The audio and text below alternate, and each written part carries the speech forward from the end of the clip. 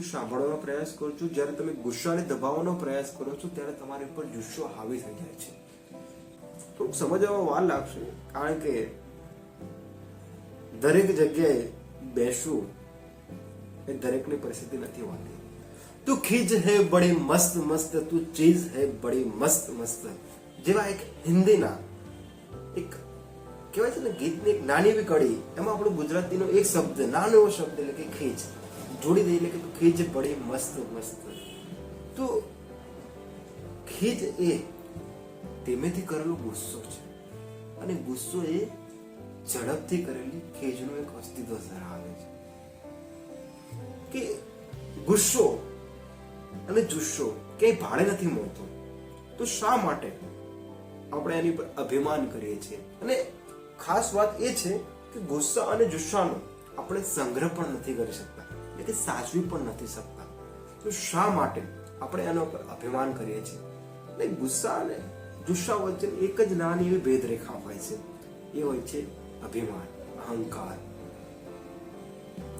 અભિમાન અને અહંકાર થી જ્યારે માણસનો પરિચય પોતાનાથી થાય છે ને, ત્યારે તે શૂન્ય બની જાય છે. હવે બીજી વસ્તુ એ રહી છે કે ગુસ્સો આવવા માટેનું કારણ શું હોય છે,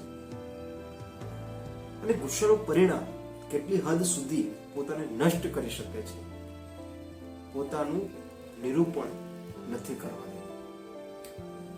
હવે કહેવાય છે ને, સંખ્યા રેખા પર તમે જાઓ ને મિત્રો, તો વચ્ચે શૂન્ય હોય છે, ડાબી બાજુ અને જમણી બાજુ પ્લસ માઇનસ હોય છે. એટલે કે જ્યારે સંખ્યા રેખા વચ્ચે 0 હોય છે ત્યારે ન્યુટ્રલ હોય છે. તો આપણા જીવનમાં ન્યુટ્રલ ક્યારે આપણે હોતા નથી, ક્યાં પ્લસ હોય છે ક્યાં માઇનસ હોય છે. પરંતુ સંખ્યા રેખા ઉપર રેખાખંડની જેમ અદ્યન બિંદુ નથી હોતા, આમ આપણા જીવનમાં પણ ક્યારે પણ કેટલો ગુસ્સો કઈ હદ સુધી શું પરિણામ લાવવા માટે તત્પર હોય છે એનો પણ ખ્યાલ નથી હોતો. તો બસ ગુસ્સા અને જુસ્સાની વાત કરતા કરતા એક માણસનો અહંકાર અને અભિમાન કોઈ પણ દિશામાં જીવતો નથી અને જીવવા પણ દેતો નથી.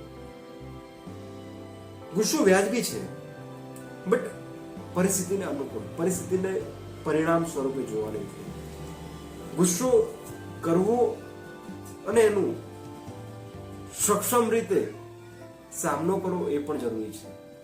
ગુસ્સો કરવો એ માત્ર કાળના એક ભાગ રૂપે હોય છે. કાળ એટલે કે અંગ્રેજી ભાષાનો કાળ નથી, અંગ્રેજી ભાષાનો ટેન્સ નથી.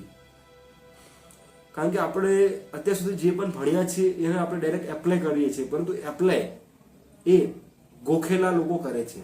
જ્યારે એપ્લાય વસ્તુને જીવનમાં પોતાની દીર્ઘ દ્રષ્ટિથી જોઈએ ત્યારે એ એપ્લાય સાચું કહેવાય. હવે મારા માટે ગુસ્સો કરવો એ અલગ પરિણામ લાવી શકે છે, તમારા માટે ગુસ્સો કરવો એ પણ અલગ પરિણામ લાવી શકે છે. સિચ્યુએશન બેઝ હોય છે ગુસ્સો, રાઈટ? તો હવે ગુસ્સાના પોઝિટિવ બી આવે છે અને નેગેટિવ બી આવે છે, દરેક સેન્સમાં ગુસ્સો હોઈ શકે છે. પરંતુ જુસ્સો વસ્તુ એવું હોય છે કે ગુસ્સો અને જુસ્સો બે એક જ ભાવાર્થથી નીકળેલા શબ્દો છે, અને જુસ્સાને આપણે કહી શકીએ કોન્ફિડન્સ. જ્યારે ગુસ્સાને દબાવવાનો પ્રયાસ કરો છો મિત્રો, ત્યારે તમારે પણ જુસ્સો હાવી થઈ જાય છે. હજુ ફરીથી બધું સાંભળવાનો પ્રયાસ કરો છો, જ્યારે તમે ગુસ્સાને દબાવવાનો પ્રયાસ કરો છો ત્યારે તમારે પર જુસ્સો હાવી થઈ જાય છે. અને હાવી થયેલો જુસ્સો ઓવર કોન્ફિડન્સની એક પરિભાષામાં પરિણામ લાવે છે, જે મારા અને તમારા જેવા દરેક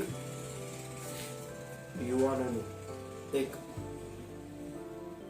કહેવાય છે ને બેકબોન ની તરીકે કામ કરે છે. અને બેકબોન એટલે કે તમે એવી જગ્યાએ તમે પછડાઓ છો કે ત્યાંથી તમારે ઊભો થવું હોય તો તમારા માટે કોઈ સપોર્ટિવ હેન્ડ હોવો જોઈએ. તો ઘણી બધી પરિભાષાને જોઈને જ્યારે ગુસ્સા અને જુસ્સા પર કામ કરીએ છીએ ત્યારે પર્ટિક્યુલરલી આપણે એવી વાત કરતા હોઈએ છીએ અને એવા દ્રષ્ટાંતથી જોઈએ છીએ કે આઈ am something, I am something. પરંતુ શું આ વાત સાચી છે? દરેક જગ્યાએ આઈ એમ સમથિંગ ના ચાલે. એટલે કે ગુસ્સો એ કોઈના ભાડે આપવાથી અને ભાડું ન આપવાથી ના આવવો જોઈએ. આપણા પર એટલો કંટ્રોલ આપણી પર હોવો જોઈએ. ગુસ્સો આપનારો વ્યક્તિ મૂર્ખો નથી હોતો. એને ખબર છે એ મારી પાસે નાચવા માટે તૈયાર છે, એટલા માટે તમે એની સાથે જાઓ છો. તમારો રિમોટ કંટ્રોલ એની પાસે છે, ઓલરેડી તમે આપી દીધેલું છે, ત્યારે તમે ગુસ્સો થાવ છો. ત્યારે જુસ્સાની વાત કરીએ છીએ ત્યારે જુસ્સો એક અનુભવી લોકોનો પ્રતિકૂળ પરિસ્થિતિ આપવા માટેનો એક સાચો માર્ગ છે. અનુભવ લોકોનો પ્રતિકૂળ પરિસ્થિતિ આપવા માટેનો સાચો માર્ગ છે. થોડુંક સમજવામાં વાર લાગશે, કારણ કે દરેક જગ્યાએ બેસવું એ દરેકની પરિસ્થિતિ નથી હોતી. સમજાય તો ઠીક છે, નહીં તો માથે ગયું જોયું. તો બસ આ એક જ ગુસ્સા અને જુસ્સા ઉપર બોલવાનો પ્રયાસ થઈ. ગુસ્સાને સમયબદ્ધ કરવા માટે, સક્ષમ રીતે સામનો કરવા માટે, કમાન્ડ આપવા માટે પોતાના ઉપર આત્મવિશ્વાસ